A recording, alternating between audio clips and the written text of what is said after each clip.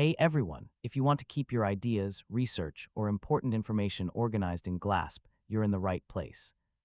In this video, I'll show you exactly how to save notes in Glasp step by step. First, open your web browser and sign in to your Glasp account. Once you're logged in, you'll be taken to your Glasp dashboard where all your highlights and notes are stored.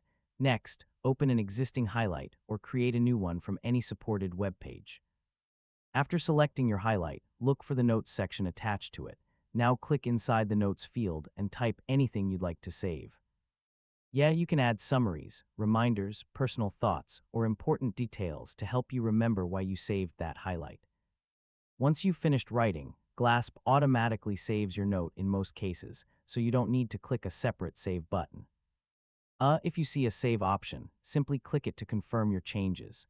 To review your notes later, open your Glasp library and select any highlighted page.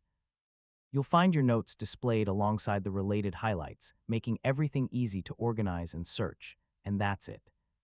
Now you know how to save notes in Glasp and keep all your important information organized in one place. If this tutorial helped you, don't forget to like this video and subscribe for more easy how-to guides. Thanks for watching.